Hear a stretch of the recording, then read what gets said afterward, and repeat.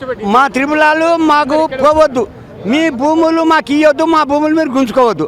మా మోటార్లు ఏం కావాలి, మా పశువులు ఏం కావాలి, మా గొర్రె జీవాలు ఏం కావాలి. చెట్టు చేమ ఉన్నది, కొబ్బరి చెట్టు ఉన్నాయి. నువ్వు దేవుని దగ్గరికి పోవాలంటే కొబ్బరికాయ కొడతావు, నువ్వు ఏడగొంటావు. మా చెట్టు చేమందం పోయినాక మాకు ఎక్కడికి వెళ్ళి ఇస్తావు? మా దగ్గర ఏముంది? మేము మమ్మల్ని బిచ్చం అవతారం చేస్తారు, మమ్మల్ని తిప్పి తిప్పి తిప్పి తిప్పి బిచ్చం అవతారం చేస్తారు. నా భార్య భూమి పోతుందని అటెంటాకు వచ్చి నా భార్య చచ్చిపోయింది. మాకున్నదే 20 గుంటల భూమి, మా నలుగురికి ఉన్నది 2 ఎకరాల. 20 గుంటలు పోయినాక నేనేం చేసుకో బతకాలి? నన్ను ఏమైనా పని తీసుకుంటున్నా? నాకేమైనా గవర్నమెంట్ జాబులు నీ దగ్గర ఏమైనా అప్పు తీసుకున్నా? నేను 10 రూపాయలు నాకేమైనా ఇచ్చినా నీ సొమ్ము? నా సొమ్మును గుంజుకోవడానికి నీకు ఎందుకు అధికారం?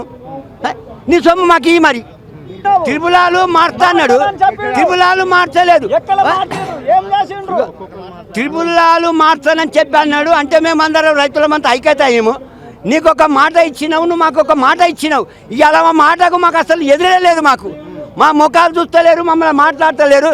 మమ్మల్ని ఏముంది భూమిలో తొక్కి పెడుతురు, మమ్మల్ని అన్నం పెడుతురు, అన్నంలో ఇస్తరాకులో మట్టి పోస్తురు. ఎట్లా తినాలి మేము? ఏం చేసుకో బతకాలి? మా కూలీలు కూలీలు అంతా ఎంతమంది బతురు, రైస్ మిల్ ఎంతమంది బతురు?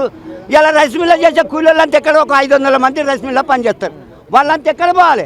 మేమేం చేసుకో బతకాలి? నువ్వు ఇచ్చేది 6 కిలోల బియ్యానికి 6 కిలోలు బియ్యం మాకు నెలంత అవుతాయా?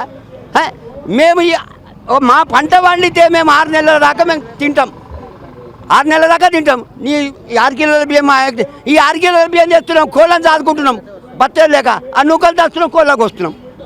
మనకి అంతేగాని ఇంకేముంది? మా బతుకుదేళ్ళు పోయినాక మేమేం చేసుకో బతకాలి? ఏం చెప్పాలి? నా ప్రభుత్వానికి నా భూమి పోవద్దు, త్రిపులాలు రావద్దు. నీదొక భూమి నాకొద్దు, నీ సొమ్మే నాకు ఇవ్వద్దు, నా సొమ్మును తీసుకోవద్దు.